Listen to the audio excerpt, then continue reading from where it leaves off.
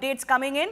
Prime Minister Narendra Modi, bright and early, has urged voters to exercise their right to vote and come out in large numbers. The Prime Minister says, let us all do our duty and strengthen our democracy. Home Minister Amit Shah has also appealed voters to vote for a decisive government that will continue to promote India's cultural heritage and develop infrastructure, infuse power into the farm sector and accelerate industrial growth, fortify national security, reform administrative and legal processes, uplift the poor, facilitate youth with new opportunities to build a developed nation. So that's, the big canvas of the BJP eyeing Amrit Kal that has already been laid out by the Home Minister. I've got my colleague Harish Upadhyay joining me. Harish, where are you joining us from this morning?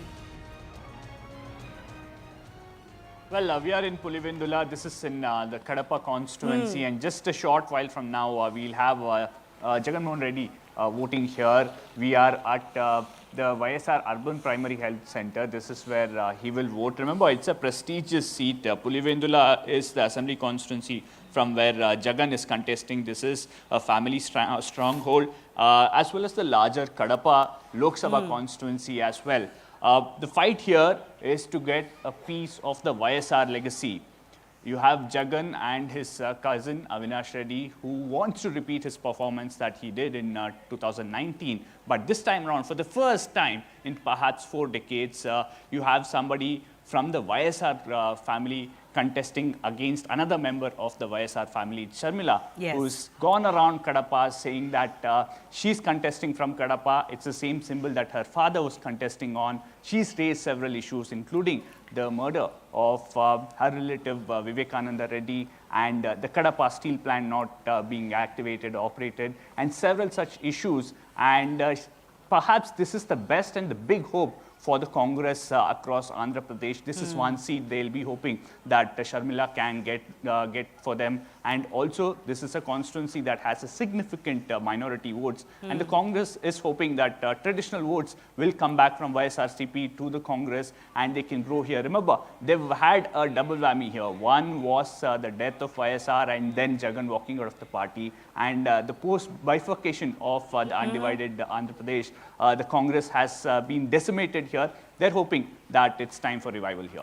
Oh, absolutely. One of the very, very interesting contests to watch out for as far as this phase is concerned. And Andhra, of course, as I keep repeating, because it's very important in terms of national politics and the fortunes of a few parties also going for assembly elections simultaneously. But before we get you more from Andhra, Telangana, lots happening there this morning. This is just a quick breakup of phase 4. So this is phase 4 seats as they polled in 2019 Lok Sabha. You can see the BJP has a strike rate of roughly 50%, a little bit less. They won 42 of the 96 seats that are going to polls today. So, not really that great, but they've got to maintain that if they want their target of 400 par or, even 350 plus for the BJP. So, what are the regions that are going to polls? Of course, there are this pocket, which is in Uttar Pradesh. I'll show you that in detail. There's Madhya Pradesh seats in Maharashtra. There's, of course, Andhra and Telangana. You see, of course, a sweep of sorts for the YSRCP. There's TRS here. How well will that play out as far as Andhra is concerned remains to be seen, because the Congress seems to be on a resurgence. And the fight is being seen between more Congress and BJP for the national elections in Telangana. Not so much the BRS now. And whether the BRS is able to retain some of its hold in the in the general election remains to be seen. Key constituencies in Bengal, Bihar, and of course others as well. But I want to just quickly go across 2 states. Now this is of course the UP map. The UP, fortunes very key for the BJP. Last time the NDA won 64. This time around they're talking at least in excess of 70. Who knows, 75 plus. Amit Shah was recently on CNN News 18. He said it could be 80 out of 80. Remember Akhilesh Yadav's fortunes in contest today from his family bastion. But if I was to show you just how this went in 2019 as far as the 13 seats polling today are concerned, then this is how it was. It was a sweep for the BJP in all 13 states, and this will remain to be their toughest challenge. Rahul, would you contend, or is it, pretty safe for them, given that situations have changed in Uttar Pradesh since 2019. Well, one thing that has dramatically changed is, of course, in the last election was the SP and the BSP alliance. So that was, on paper at least, a very formidable alliance. And despite that alliance, unfortunately for them, they couldn't make much of a dent, at least in this particular phase, the seats that are going in, the 13 seats in this particular phase. But remember, now we have from Kannauj, Samajwadi Party Supremo, Akhilesh Yadav, it's family bastion. He expects to sort of at least hold on to that. It's a prestige fight for him. There you can see it against Subrat Pathak, but it's not going to be easy. The Samajwadi Party looking a bit squeamish and queasy over a large number of seats have been changing even till a day before or the day of the nomination, their candidates. But I think the real story of this phase is Andhra Pradesh and Telangana. Let's not actually take our eyes off that contest. I will just show on the magic wall a little bit more in detail, Rahul, of Andhra and Telangana. So I just want to put Andhra and Telangana in context for our viewers.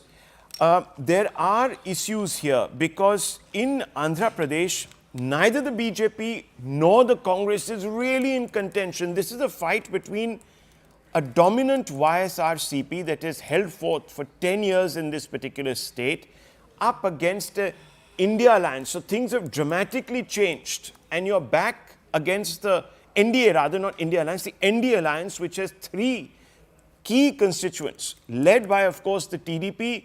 You have, of course, Pawan Kalyan's party and you have the Bharatiya Janata Party. And statistically, if you look at the Andhra battle, there isn't much when it comes to vote share between the two.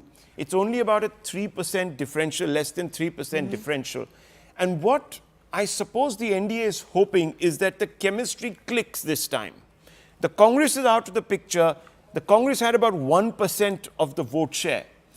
They are hoping to obviously make a bit of a dent like they did in Telangana in the state election, and therefore this becomes important because this is neighboring.